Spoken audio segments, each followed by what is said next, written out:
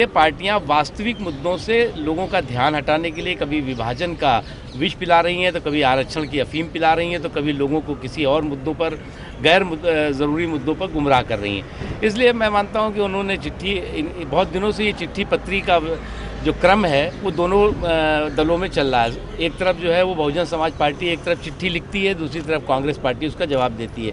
अब चिट्ठी से ये क्रम जो है वो प्रस्तावों पर आ गया है कि एक तरफ जो है वो बीएसपी जो है वो कांग्रेस को प्रस्ताव भेजती है और कांग्रेस बीएसपी को प्रस्ताव वापस कर देती है। बीजेपी तो चाहती है ना कि विभाजन हो उत्तर प्रदेश। देखिए, विभाजन के अपने तरीके होते हैं। विभाजन जो है वो लोकप्रिय जनभावनाओं की अभिव्यक्ति होता है। कांग्रेस पार्टी हो या बहुजन समाज पार्टी या समाजवादी पार्टी, विभाजन के मुद्दे पर पूरी तरह से कंफ्यूज करने की कोशिश है। क्या विभाजन की मांग उत्तर प्रदेश के लोगों ने की?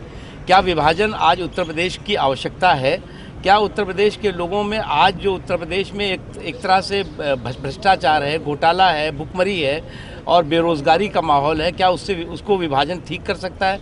ये तमाम चीज़ें इस बात का प्रमाण है कि कांग्रेस पार्टी और बहुजन समाज पार्टी की नूरा कुश्ती का एक हिस्सा है विभाजन का खेल। तमाम मुद्दों पर जो आपने भी उठाए विभाजन को, हमारी पार्टी का आकलन बहुत स्पष्ट है कि विभाजन किसी भी राज्य का और किसी भी राज्य की भौगोलिक, राजनीतिक, सामाजिक परिस्थितियों के आधार पर होता है। और दूसरा, राज्य पुनर्गठन आयोग बने, उसमें जो उत्तर प्रदेश की जो राजनीतिक, भौगोलिक और सामाजिक परिस्थितियां और हालात हैं उस पर जो है वो चर्चा होनी चाहिए। चर्चा होने के बाद उत्तर प्रदेश में जो भी उत्तर प्रदेश के विकास के लिए उत्तर प्रदेश को टुकड़े करके विकास हो सकता है तो उसमें कोई हर्ज नहीं है, लेकिन उत्तर प्रदेश के लोगों के दिलों को टुकड़े करके विकास नहीं हो सकता। लोकपाल के मुद्दे पर क्या सहमति हो गई है बीजेपी की सरकार से? ऐसा कहा जा रहा है कि कोई डील की बात हो रही है। देखिए, लोकपाल प्राथमिकता के आधार पर लोकपाल कानून बनना चाहिए और मजबूत लोकपाल कानून बनना चाहिए। मजबूर लोकपाल कानून नहीं बनना चाहिए। और अगर मजबूर लोकपाल कानून के लिए सरकार दबाव डालेगी तो निश्चित तौर से उसे हम अस्वीकार करेंगे।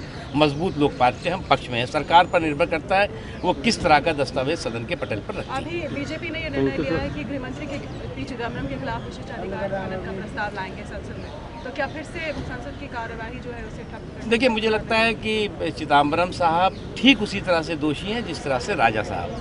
अगर राजा जेल में है और चिदम्बरम जो है वो सत्ता के गलियारे में घूम रहे हैं तो निश्चित तौर से ये सवालिया निशान देश के लोगों के सामने खड़ा करता है। इसलिए चिदम्बरम साहब को तत्काल इस्तीफा देना चाहिए। और अगर इस्तीफा नहीं देते और प्रधानमंत्री जी मानते हैं कि वो बहुत ईमानदार हैं तो कम से कम अपने उन बेईमान मंत्रियों को मंत्रिमंडल से बाहर करें।